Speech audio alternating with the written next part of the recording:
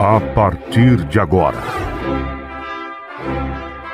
convidamos você e sua família para ouvir a voz de Deus nesses últimos dias.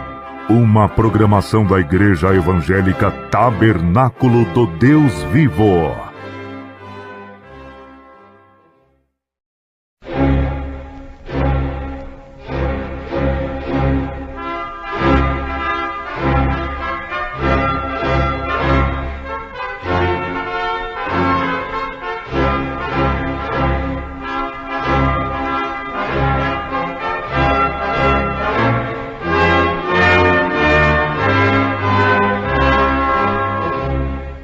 Neste momento, Deus, através desta emissora, leva até você mais um programa de fé, com mensagens, hinos e orações a seu favor.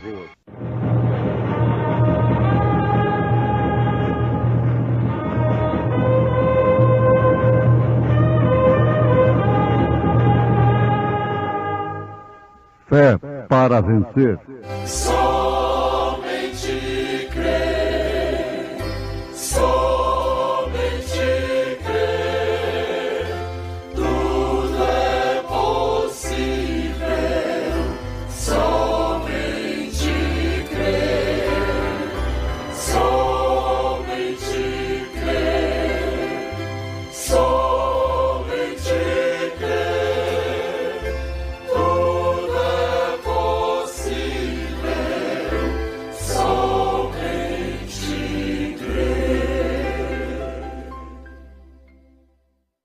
Eu sei as tuas obras, e o teu trabalho, e a tua paciência, e que não podes sofrer os maus, e puseste à prova os que dizem ser apóstolos, e o não são, e tu os achaste mentirosos, e sofreste, e tens paciência, e trabalhaste pelo meu nome, e não te cansaste.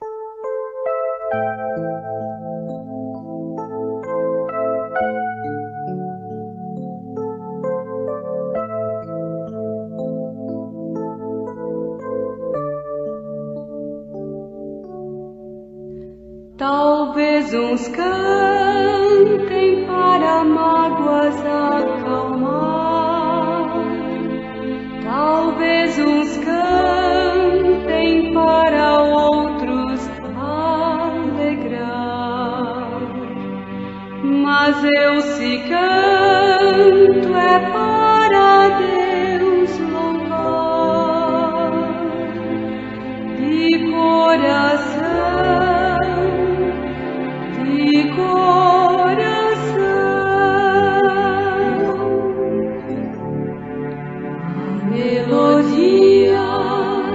De amor me está no coração, pois alcancei de Deus eterna salvação. De coração, portanto eu cantarei a Deus. De coração.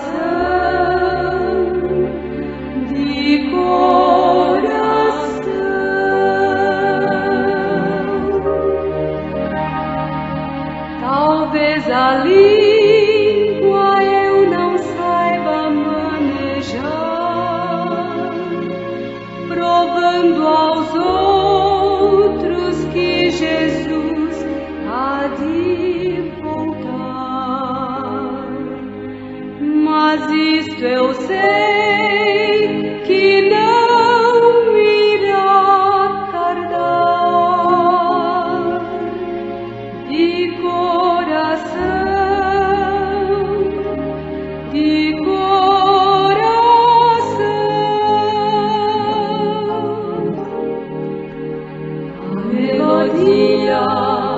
de amor me está no coração, pois alcancei de Deus eterna salvação. De coração, portanto eu cantarei a Deus. De coração, de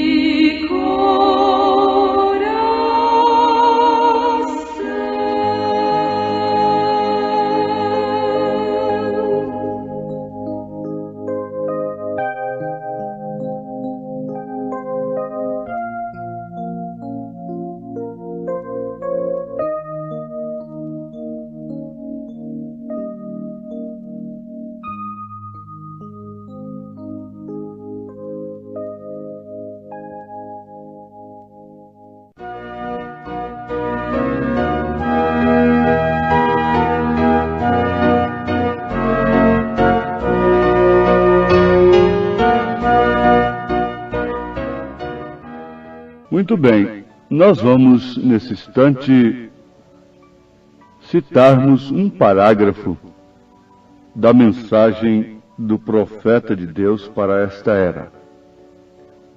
O caráter é uma vitória, não um dom.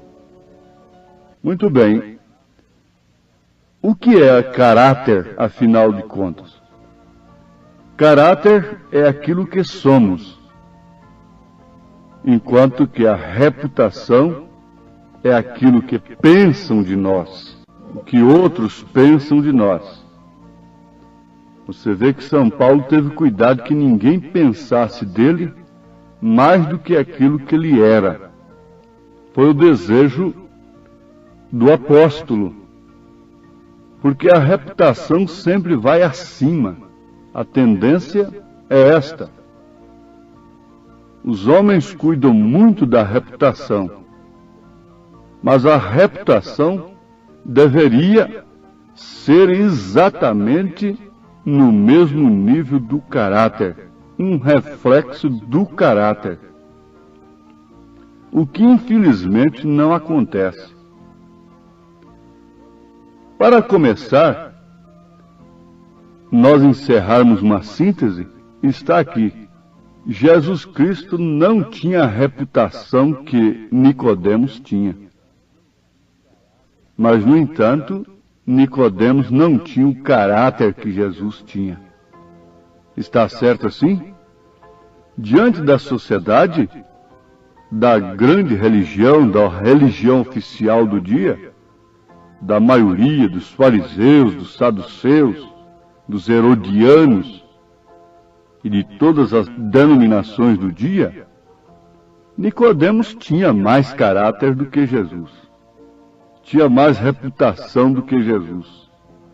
Eles nunca levariam Nicodemos à cruz, mas levaram a Jesus Cristo ao Calvário, como um malfeitor. Quer dizer, como um homem sem caráter. Agora, se para eles Jesus não teve caráter, muito menos reputação. Porque reputação é aquilo que as pessoas pensam de nós. Agora, em uma outra frase, o profeta de Deus diz assim: eu realmente importo com o que o povo pensa. Você está vendo? Eu realmente importo com o que o povo pensa. Sim, mas nós vamos explicar para depois terminarmos a frase dele nesse sentido. Dando um exemplo, ele diz: se eu chego numa casa para fazer uma visita e o esposo não está ali, e só está aquela irmã, mesmo estando com outras mulheres, eu não entro sozinho ali. Ainda que ela diga: entre, por favor. Ele disse: eu não entro. Eu vou, busco minha esposa ou um outro irmão comigo para entrar ali, fazer aquela oração. Fosse no hospital, fosse em casa particular, fosse aonde fosse, para entrar em contato com uma mulher separadamente, no escritório, etc. Ele não atendia uma mulher sozinho no escritório. Alguém pode dizer, mas esse homem então não tinha confiança em si. Sim, ele tinha muita confiança a ponto de dizer com a Bíblia na mão: eu posso comparecer diante do juízo eterno com qualquer mulher com quem eu tratei. Isto é muita segurança. Mas ele disse, ele não faria isto por causa do que as pessoas pensariam. Então combina nesse sentido com o que São Paulo disse: se comer carne põe a consciência do teu irmão em jogo, em outras palavras, em dúvida, então você não deve comer carne, por causa da consciência de seu irmão. E ele disse, não é por causa da santidade de Deus, mas sim por causa da concupiscência de Satanás. Então ele diz, eu realmente importo com o que o povo pensa. Essa gente que diz assim, eu não tenho homem na minha frente, eu não importo com o que o povo diga, isso deve ter um lugar muito central para isso. Na verdade, não devemos ter nenhum homem na nossa frente. Não devemos dar satisfação ao que o povo pensa de nós, em relação à obediência à palavra de Deus. Mas, quando se falava de um assunto que colocava em dúvida e que armava o inimigo contra a sua moral, ou qualquer outra coisa assim, ele dizia, eu realmente importo com o que o povo pensa. Agora, não me interprete errado. Terminando a frase, a sentença sobre o assunto. Ele diz, não me interprete errado, porém eu estou interessado no que Deus pensa, e isto é a sua palavra. Nós vamos dar um exemplo. Eu não importo o que o povo diga de mim, porque eu batizo as pessoas em nome do Senhor Jesus Cristo. Conforme São Mateus, capítulo 28, versículo 19. Obedecendo a ordem de Jesus Cristo. Ide ensinai todas as nações, batizando-as em nome do Pai, e do Filho e do Espírito Santo. Eu te batizo neste nome. Este nome, não nomes, bem entendido. Este nome é Senhor Jesus Cristo. Portanto, eu te batizo como os apóstolos batizaram. Eu te batizo em obediência à ordem de Mateus 28, 19. Em nome do Senhor Jesus Cristo. Amém. Está certo? Agora, não me interessa o que pensam acerca do batismo em nome do Senhor Jesus Cristo. Não me interessa o que pensam quando eu digo assim, não há três pessoas distintas na divindade. Há três manifestações. A Trindade de Deus não é composta de três pessoas distintas. Isto seria paganismo. Isso seriam três deuses. Isso teria que haver três personalidades se houvessem de fato três pessoas. Mas isso são três ofícios, três dispensações, três manifestações de um só Deus. Deus sobre nós, Pai. Deus conosco, Filho. Deus em nós, Espírito Santo. Aí estão as três dispensações especiais de Deus. Sobre o Velho Testamento, sobre Israel, Pai. Na etapa da graça, quando ele se manifestou, Emanuel. Emanuel não quer dizer segunda pessoa de Deus.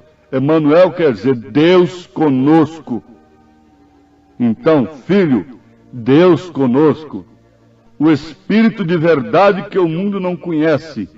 Não recebe porque não conhece, mas vós o conheceis, porque ele habita convosco. E então estará em vós esse é o Espírito Santo que habitava com eles, mas estaria neles. Então não me importa o que digam, não me importa quanta refutação, não me importa quanto digam que sou falso profeta em relação a este assunto. Não me importa o que o povo pense nesse sentido. Não me importa. Você não se importa, irmã, com o que o povo pensa por você se vestir conforme a Bíblia ensina as santas mulheres se vestirem. Você não tem satisfação a dar ao mundo, como a mulher mundana não tem satisfação a dar às famílias, à igreja. Ela se procede da maneira mais vulgar em plena avenida. Ela não está dando satisfação a ninguém. Assim também a cristã faz o mesmo. Mas é justamente aí onde nós vamos encontrar o caráter. O caráter é uma vitória. E é uma vitória obtida em uma batalha. Esse evangelho que você não tem força, não tem que batalhar para vivê-lo, esse sim, digo com segurança, é falso. Sofre-se muito pelo evangelho, mas sim, para engrandecer uma organização. Trabalha-se muito, e até morrem, dão a vida, sofrem derrames e infarto cardíaco, são sacrificados e são presos em terras pagãs, etc. Tudo com pretexto de salvar almas. Mas no fundo a coisa é aumentar a organização, crescer em poder material, em patrimônios e coisas terrenas. Mas isso não dá o caráter do qual o profeta está falando. Não, é a vitória sobre o pecado, é a vitória sobre os atributos do pecado, é a vitória sobre as falsas doutrinas, como, por exemplo, batismo nos títulos, sem usar o nome do Pai e do Filho e do Espírito Santo, que é Senhor Jesus Cristo, 3 pessoas distintas, não ver o Pai no Filho, porque Jesus diz, quem vê a mim, vê ao Pai. Jesus disse assim, eu e o Pai somos um, ele não disse, eu e o Pai e o Espírito Santo somos 3. Os homens é que querem dizer, mas Jesus nunca diz, eu sou o segundo, ele diz, eu sou o primeiro, eu sou o último. Então, fora disso, é anátema. E isso não promove o caráter cristão. Se você está sofrendo por causa do pudor cristão, por causa de 1 Timóteo capítulo 2, versículo 9 em diante, mulher, se você está sofrendo por causa de todas essas referências escriturísticas, sem textos isolados, se você está sofrendo pela vida cristã, não pelo crescimento da obra de Cristo, mas pela vida cristã, então você tem o caráter de Cristo. Agora você vê, caráter é uma vitória, não é dom. Por quê? Qualquer impostor pode ter dom, pode ser eloquente, pode ser convincente, pode ter profundos argumentos, pode ter dom de curar os enfermos, pode ter dom de expulsar demônios, sem afastar da iniquidade, sem ter caráter cristão. Pode fazer tudo, tudo em nome do Senhor Jesus, ou em nome do Pai, do Filho e do Espírito Santo, ou em nome de Jeová, ou em nome da estrela da manhã, em nome do lírio dos vales, em nome do maravilhoso, do Pai da eternidade, do príncipe da paz, ou mesmo em nome do Senhor Jesus Cristo, pode fazer tudo, mas não tem o caráter cristão. E Jesus disse que muitos vão dizer em teu nome, expulsamos demônio, curamos enfermos, fizemos maravilhas. Isto quer dizer, tínhamos dons espirituais, mas não tiveram caráter. Porque Jesus não vem buscar dons da igreja. Você não vai deixar de subir porque não falou em línguas, porque não curou os doentes, porque não teve dons carismáticos. Você não subirá no arrebatamento se não tiver o caráter de Cristo. Assim nos ensina o Senhor, assim diz o Senhor. Ele buscará assim uma noiva, uma igreja noiva, mas uma igreja que tem o seu caráter. Agora, onde ela adquiriu o seu caráter? Foi na batalha pela vida cristã, não pela obra de Cristo. Deus não admite, Deus não está espalhando folhetos por aí, conclamando recrutas para a sua obra. Não. Ele chama quem ele quer chamar. Isso não é para quem quer, não é para quem corre, é para quem Deus chama. E não é para fazer a obra de Deus. Eu tenho uma grande obra para você. Isso é uma falsa profecia. Isso é tão falso, tão falso, tão falso. Eis que eu tenho uma grande obra para você. Deus nunca falou isso na Bíblia. Deus nunca falou em grande obra. O que o homem chama de grande aqui na terra, Deus chama de louco, de tolo. Deus chama de pequeno. Leia 1 Coríntios capítulo 2. E o que o homem chama de pequeno é que Deus chama de grande. É a manjedoura que é a grande obra. É o pequeno menino. É um profeta do campo, do deserto. É que é a grande obra do dia, dizendo raça de víboras, serpentes, sepulcros caiados. Ah, bom, mas ele falou isso foi para as meretrizes, para os ladrões. Não, não. Ele nunca chamou uma meretriz de serpente. Ele nunca chamou um ladrão de sepulcro caiado. João Batista falou foi com os líderes religiosos.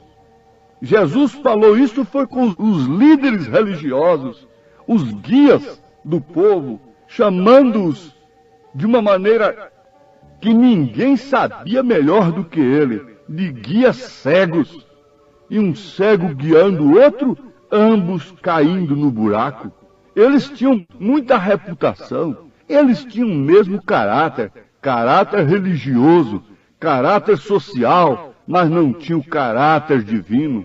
O caráter divino é obtido numa luta divina. O caráter espiritual é alcançado numa luta espiritual. É contra as obras infrutuosas das trevas. É aquele que combate contra as astutas ciladas do maligno nos lugares celestiais. Lugares celestiais é aquela grande catedral com parede de ouro? Não, é seu corpo, mulher. Começando por aí, porque o seu corpo é um templo. É do Espírito Santo ou do diabo? É um corpo para a santidade, apresentado a Deus como sacrifício santo e agradável a Deus? Ou então um instrumento de iniquidade? Bom, quem sabe a Bíblia, quem lê Romanos 6, 8, 12, já está sabendo que eu estou falando a pura Bíblia Sagrada. Então, astutas ciladas do diabo nos lugares celestiais, até chegar dentro dos templos. Começa nas pessoas. Sim, mas onde se obtém essa vitória? Ou como se obter essa vitória? É pelo próprio vitorioso. É obter a vitória. Por quê? É pelo próprio vitorioso. É o próprio que venceu a morte. É o próprio que venceu o pecado. É o próprio que venceu toda a sorte de imundícia. É o caráter de Jesus Cristo na igreja, em você. Não o dom apenas. Não o dom. Caráter é uma vitória e não um dom, afirma o profeta de Deus. E a palavra de Deus mostra que isto é verdade. Agora sim, você crê na palavra de Deus. Você está sofrendo pela palavra do Senhor. Então receba bênção, ânimo, cura, poder de Deus para continuar como a serva do Senhor, um servo de Deus, o ouro sendo purificado, tirando as escórias para brilhar na coroa do Senhor Jesus Cristo. Amém.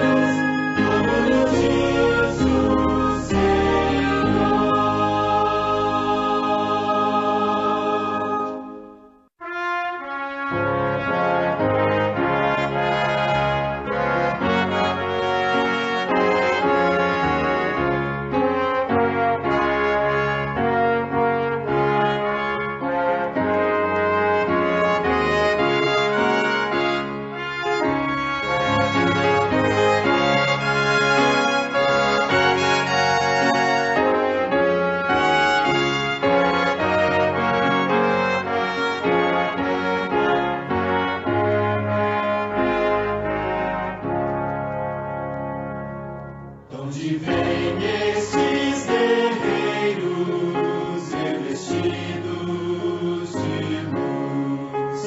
Eles vêm de grandes domínios, guiados por Jesus.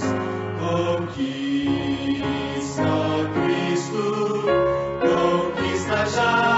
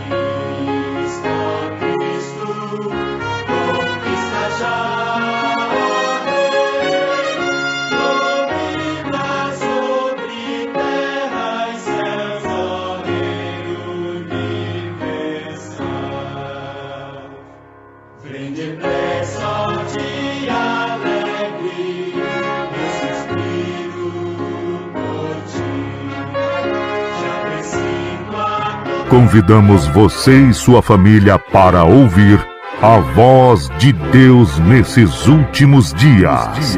Uma programação da Igreja Evangélica Tabernáculo do Deus Vivo.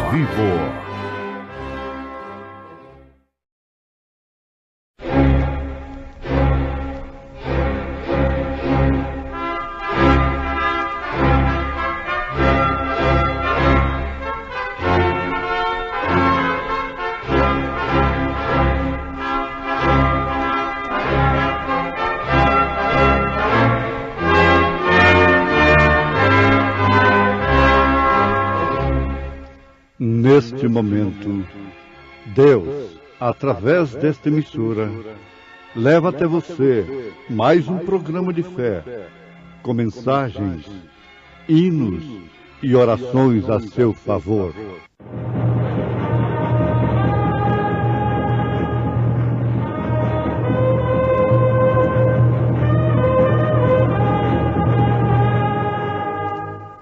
Fé para vencer.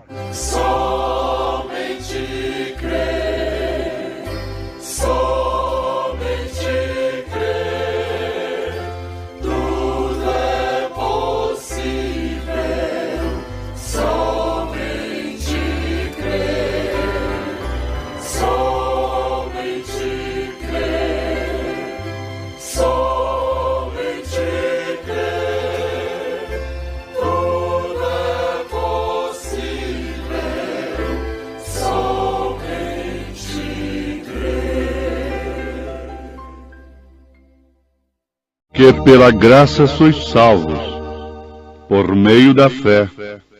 E isto não vem de vós, é dom de Deus.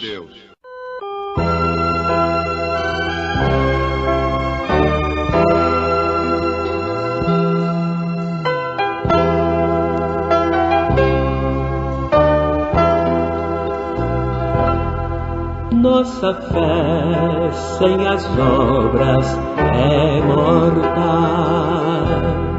Foi assim que o Senhor ensinou.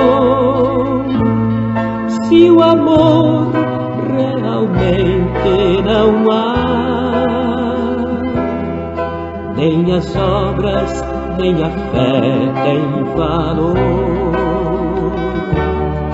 Sem amor é impossível agradar a Deus, e as obras são frutos do amor. Nossa fé necessita das obras do amor, mais que a abelha precisa da flor.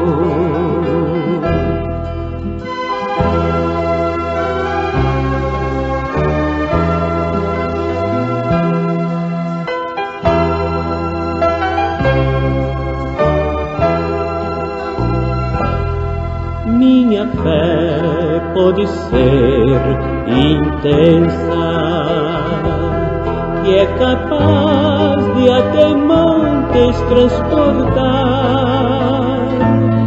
Sem amor nada posso fazer, só o amor pode a fé consagrar. Sem amor é impossível agradar a Deus, e as obras são frutos do amor. Nossa fé necessita das obras do amor, mais que a abelha precisa da flor.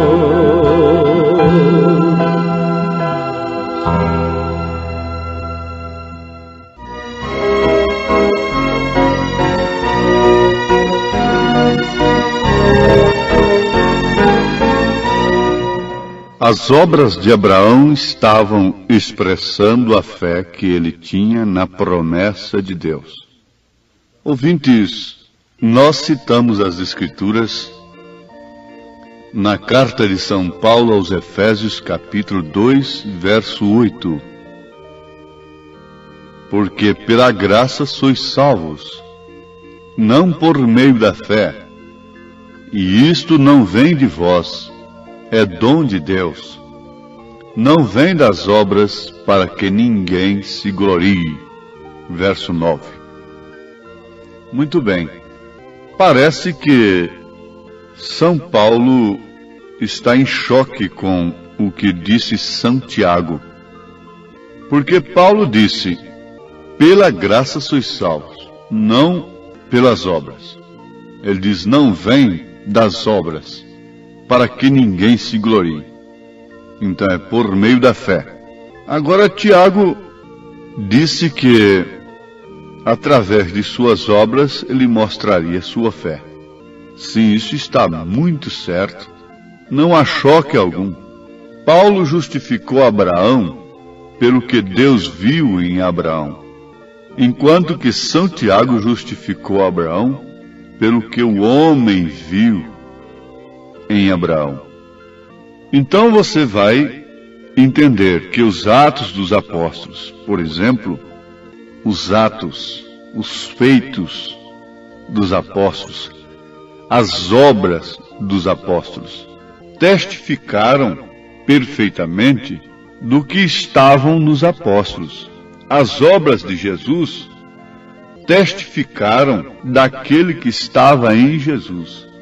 As obras da igreja testificam daquele que está nela, porque é o que está nela é que está fazendo as obras.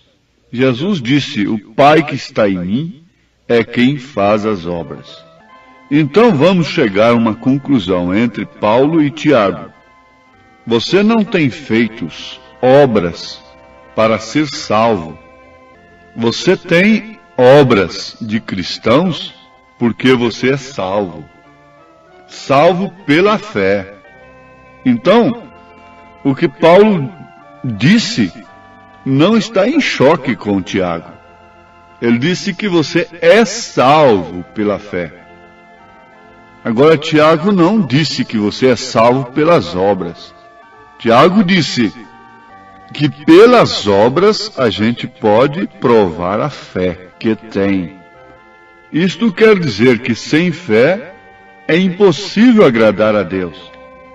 Sem fé não se pode crer na promessa de Deus e ter atos, obras, como a de Abraão.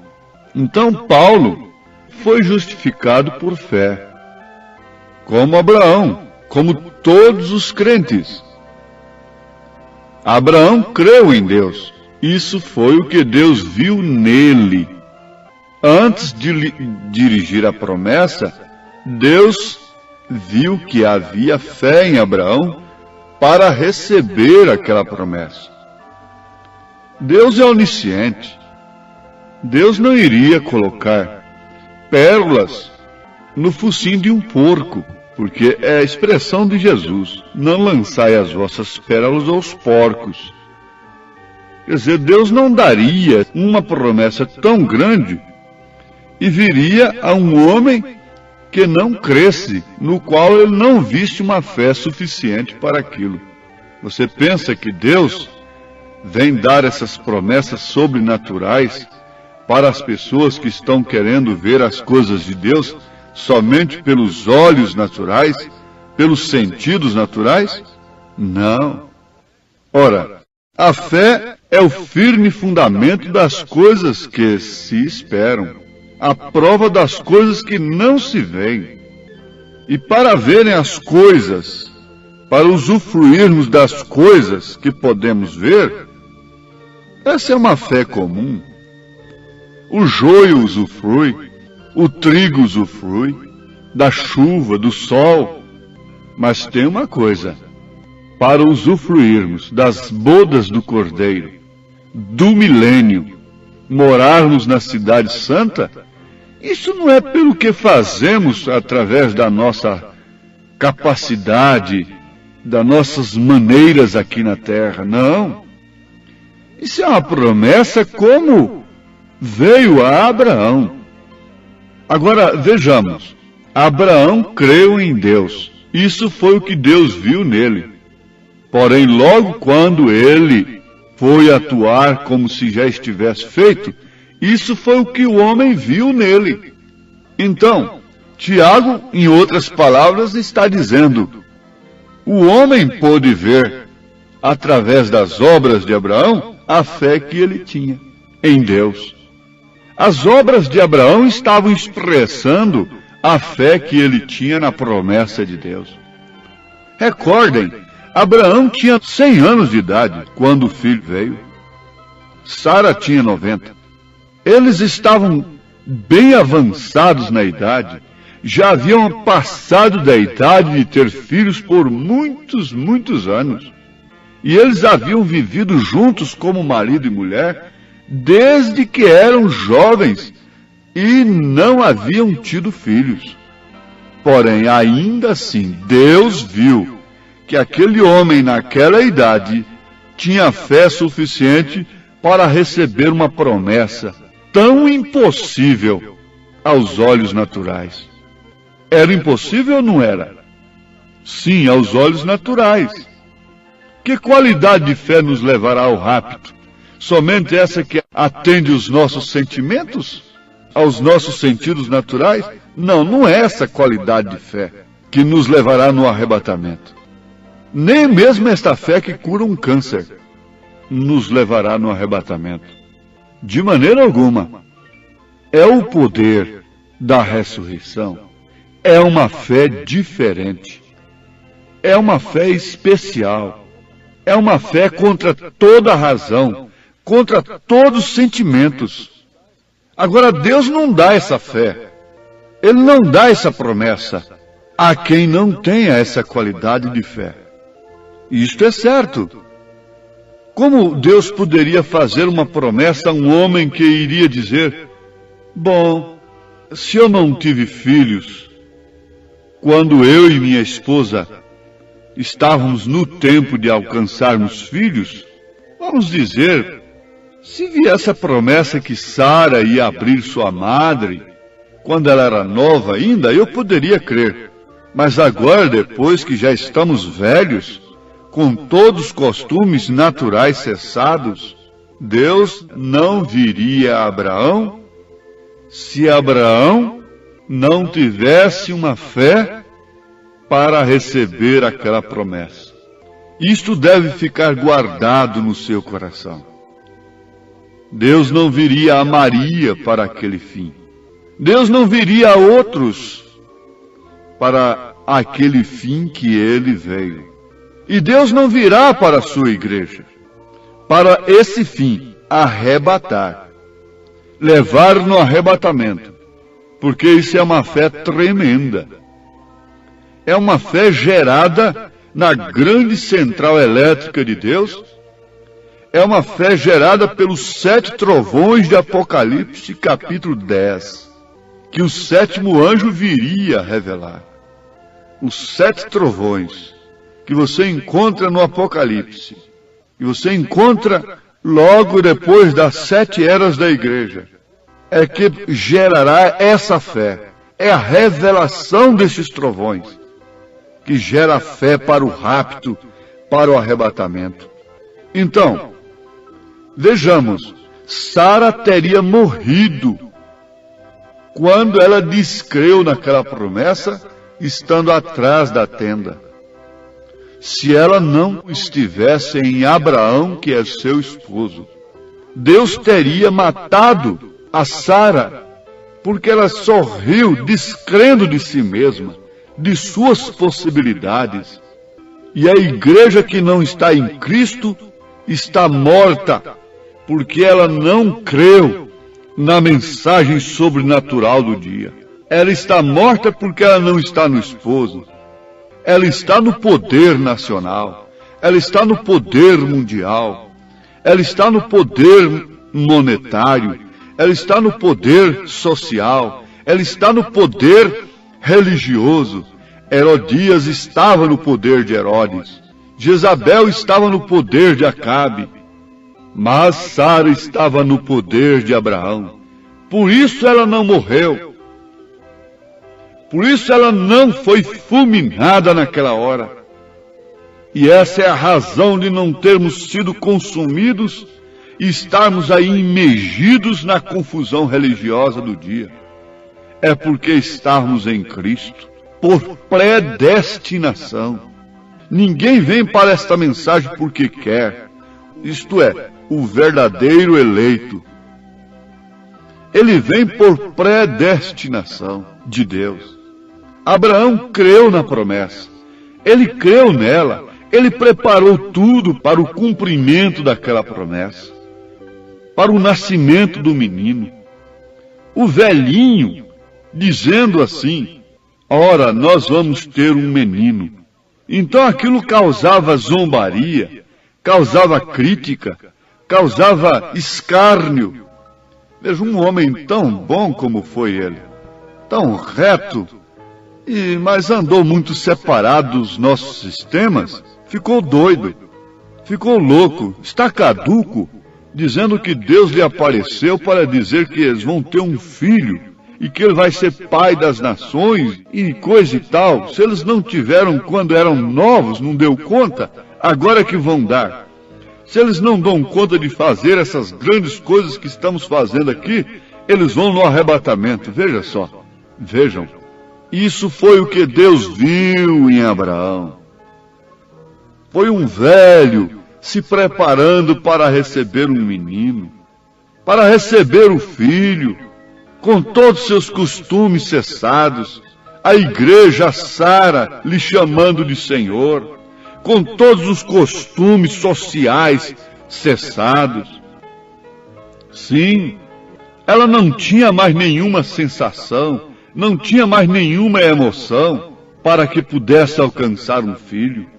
E é a esta igreja que vem o filho, que vem o segredo dos 7 trovões. Essa gente que está aí atrás de emoção, de sensação mesmo através da mensagem, pode ser que esteja em processo para alcançar uma fé especial. O profeta diz isto. As pessoas têm emoções e tratam de operar por emoções.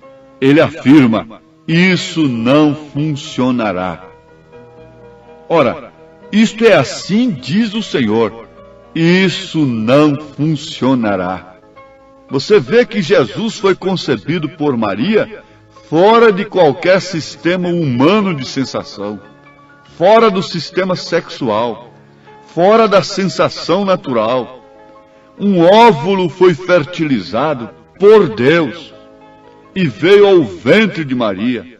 Maria não ofereceu nada, senão um receptáculo, senão um ventre, para que Deus viesse como mistério da piedade, não como mistério de 3 pessoas, mas mistério da piedade, porque o outro mistério é da iniquidade. Mas este, de Deus em carne, é da piedade. Deus se manifestou em carne. Esse é o mistério da piedade. E Maria não teve nenhuma sensação para conceber aquele menino. E quando a promessa veio a Abraão e Sara, eles não tinham nenhuma sensação humana. Eles não podiam ter nenhuma emoção combinando com aquela promessa, para dizer, bom, nós estamos em tempo de termos um filho, basta o Senhor nos abrir a madre, nós estamos fortes, nós temos potência, nós temos tudo, nós estamos funcionando em dias, está tudo na perfeita ordem, todo o sistema nosso está vivo, e o Senhor pode então nos mandar o filho. É assim que a igreja natural está crendo na vinda de Jesus. Temos feito grandes coisas, temos feito grandes obras, temos feito isto e aquilo outro. Estamos esperando a volta de Jesus e Ele vai nos levar porque fizemos grandes coisas aqui na terra. Não, o que fez Abraão? Tendas. O que fez Abraão? Um criador de gado ali separado, de ovelhas, com uns servos que apenas dispunham de uns facões, de umas enxadas e de coisas assim.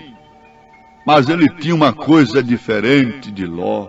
Não estou falando mais diferente do mundo. Ele tinha uma coisa diferente do justo Ló.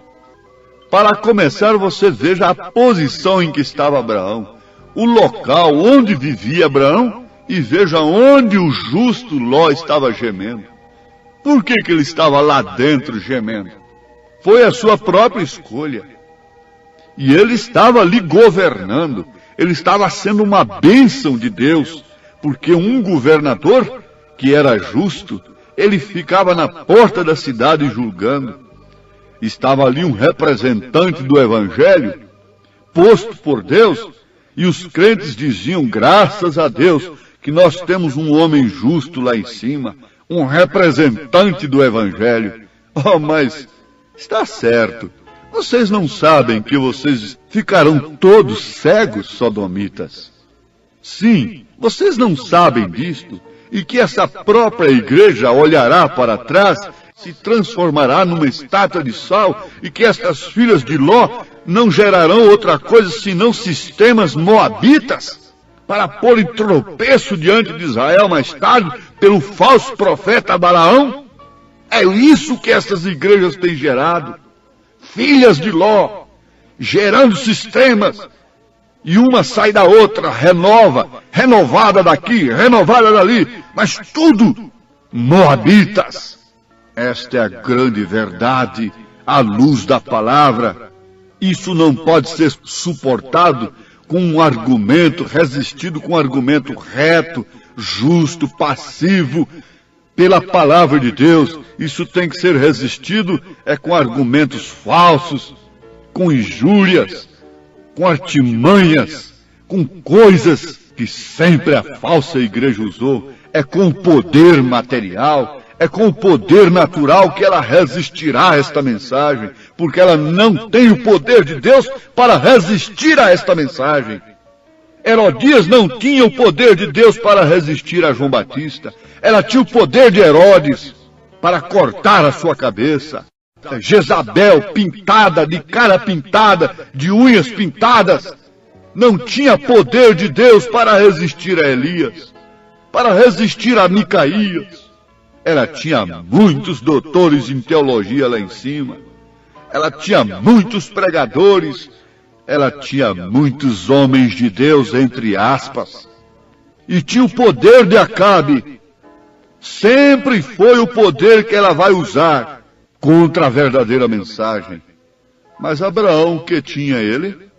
O que tinha Abraão para vencer os 5 reis e voltar e tomar a ceia com Melquisedeque? Você está vendo agora qual é a sua posição? Você é justo? Está gemendo por causa do pecado de Sodoma e de Gomorra?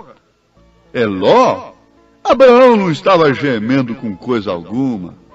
Abraão estava lá fora comendo um novilho cevado sob a promessa de Eloí. Ele era um filho de Deus para um determinado fim. Sim, ele falava do Pai que geraria o Filho. E essa é a posteridade, é Cristo. Disse São Paulo. Que Deus te abençoe no seu posicionamento. Você não é simplesmente um justo que fica aí gemendo pelo mundo, tentando fazer um serviço de consertar o mundo. Não há conserto para o mundo, meu irmão. O conserto que há para o mundo está naquele batismo do fogo. Isto sim, e na intervenção divina para o milênio. Esse é o conserto real. Essa é a renovação da terra. Oh, que Deus te abençoe nesta posição agora. Isto é o gozo do Espírito no seu coração. Isto é a fé verdadeira. Isto são as obras verdadeiras do Espírito Santo. Deus te abençoe nesse instante com esta bênção desta palavra. A palavra de Deus no seu coração. A promessa que veio a Abraão está no seu coração. Em nome de Jesus Cristo. Amém.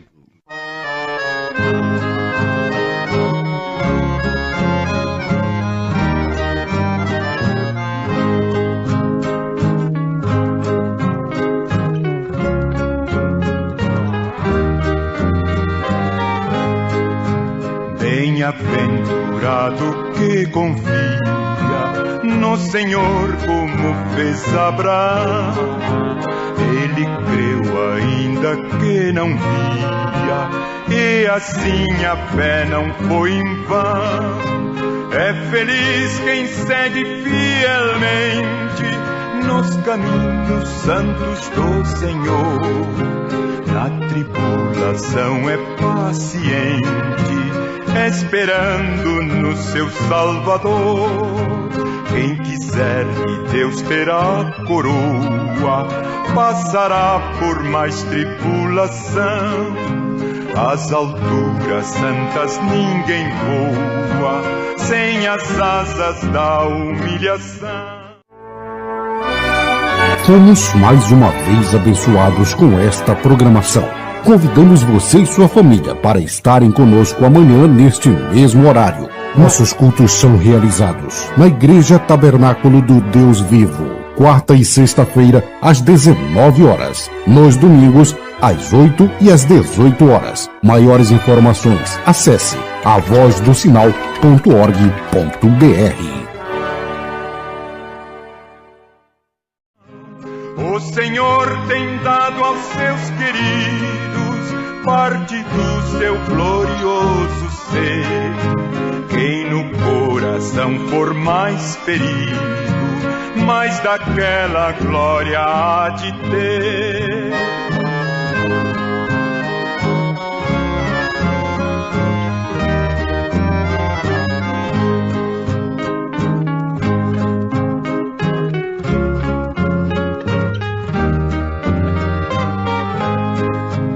Quando aqui as flores já fenecem, as do céu começam a brilhar. Quando as esperanças desvanecem, o aflito crente vai orar. Os mais belos hinos e poesias foram escritos em tribulação, e do céu as lindas melodias se ouvirão na escuridão. Sim, confia tu inteiramente na imensa graça do Senhor. Seja de ti longe o desalento e confia no seu santo amor. Aleluia, seja a divisa do herói de todo vencedor. E do céu mais forte vem a brisa que te leva ao seio do Senhor.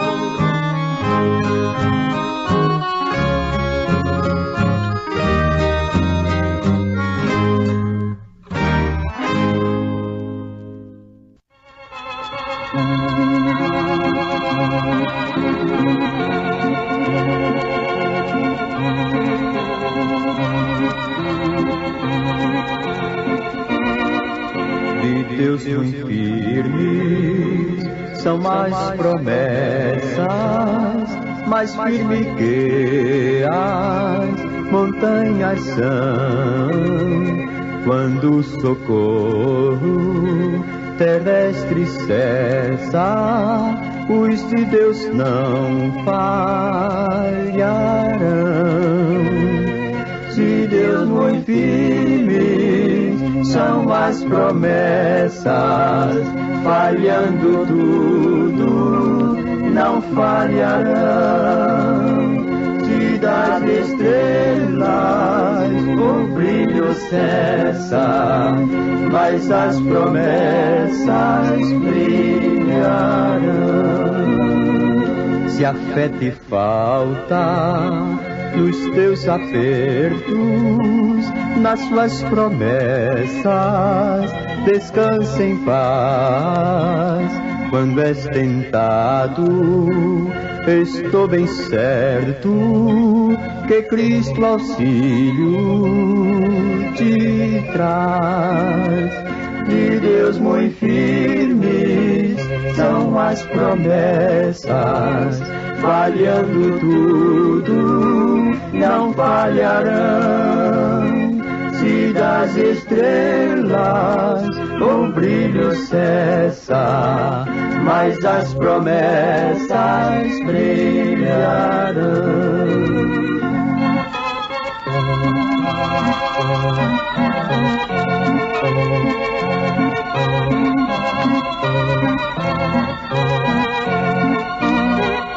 Promessa temos que ao céu de gozo virá levar-nos o Rei Jesus. Então ao crente fiel corajoso dará coroa de luz.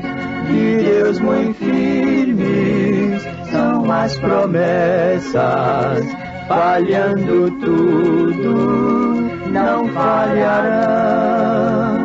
Se das estrelas o brilho cessa, mas as promessas brilharão.